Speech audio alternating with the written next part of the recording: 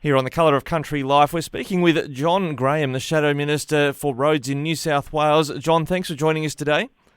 Good morning. We were looking at this. I'm hoping you can work our way through this mess, it seems, of what the New South Wales government's position is. Indeed, you started with your own position about rewarding driver behaviour. Perhaps we start there and then we work out where the government's ended up.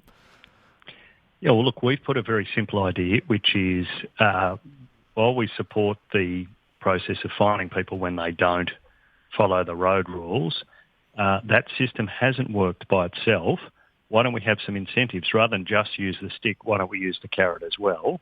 An incentive for drivers if they drive well. We saw it as a positive policy idea.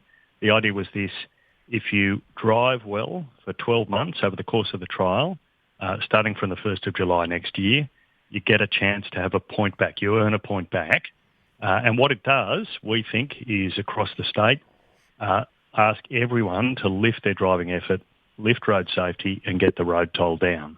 And is this a proposal that would apply to your provisional drivers or even learner drivers as well, or only on those on a full licence?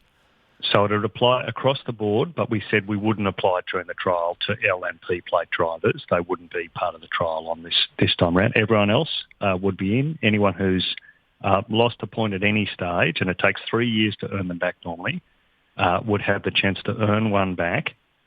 12 months with no offences, a good driving record over that period. It's a chance to win a point back.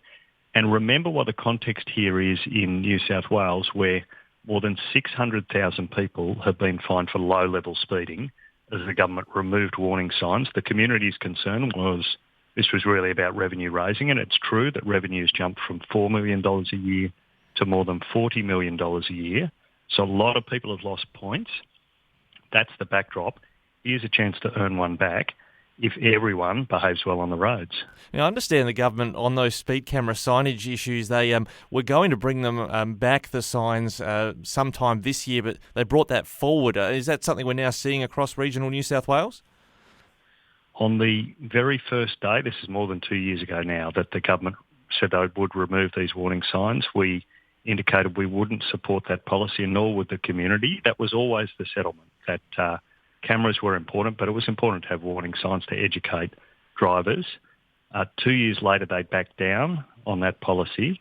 That should have come into place on the 1st of January. Unbelievably, and you couldn't make this up, the old warning signs were too big for the new cars that had been bought for the mobile speed cameras. So on the 1st of January, most of the fleet was off the road at the most important time of the year for road safety. Most mobile speed cameras not operating because of this issue with the warning signs. They're slowly coming back on the roads. We've called on the government to explain exactly how many cameras are operating at the moment. And then it sort of paints a picture, what you've described there about the signage, about the government's response to your announcement about rewarding driver safety. They are saying they're going to, wipe out some people's fines for offences they've actually committed. What's the opposition's position on that?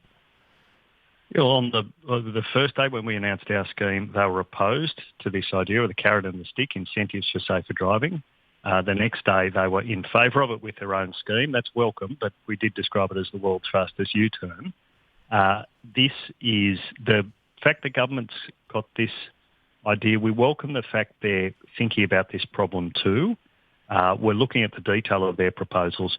We believe ours is a better scheme, and it's for this reason, that it rewards people for good behaviour, whereas the government's scheme actually rewards people who've had a good record for breaking the law. So we genuinely believe ours is a better scheme, but we're open to good ideas here. Well, in this, the real fact is the current system isn't working. After more than 600,000 fines, record fines for low-level speeding, the road toll's actually gone up. We have to try some new things. John Graham is the Shadow Minister for Roads. We're speaking with him here about the policy debate about what happens in rewarding good driving. It does seem in the midst of this broader conversation about how we go about policy in this area, even the government has one of their own ministers doesn't agree with the policy they've put forward. Yeah, look, well, it's been very confusing following the government policy along the way. So I'll leave it to the government to explain that. What we're trying to do, though, is put forward some positive ideas to really focus on continuing to drive the road toll down. The government's really tried the stick approach. we'd like to try a few new things and see if we can really continue to drive that road toll down. And just lastly, just help us update if we are missing something that the opposition's put out so far about what is going to be there on the roads in terms of improving road conditions, talking about resurfacing and the like and upgrades. Where is the opposition on regional roads on that front? Yeah, well, it's been a huge issue, as anyone knows who's driven on country roads, particularly over the Christmas break. A lot more people have actually seen for themselves exactly what the conditions are, and they're shocking.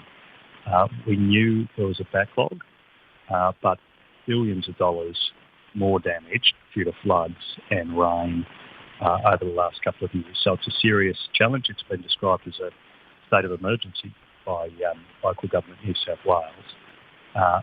What we've done is called for the government to make sure that there is funding available. We'll announce our own package. The other thing the government could do here is stick to the promise it made at the last election, which was to take 15,000 kilometres of roads off local councils into state hands to make sure they're better maintained. That was the biggest road promise from the government last election, and it hasn't happened at all. By the time we hit the election, not a single road in regional New South Wales will have been transferred. We're really calling on the government to let us know, where is that promise up to? Where's the review that was due by Christmas, which set out a path for that to happen? John Graham, Shadow Minister for Roads, thanks for joining us on Flow as we race towards the March election. Thank you.